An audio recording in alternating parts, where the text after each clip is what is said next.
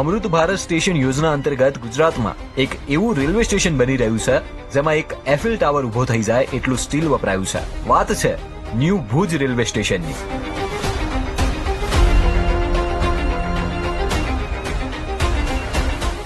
Bhuj railway સ્ટેશનના અત્યાધુનિકરણની હાલમાં પ્રક્રિયા ચાલી રહી છે અને વાત કરવામાં આવે તો અહીંયા 75% વધુની કામગીરી પૂર્ણ થઈ ચૂકી છે.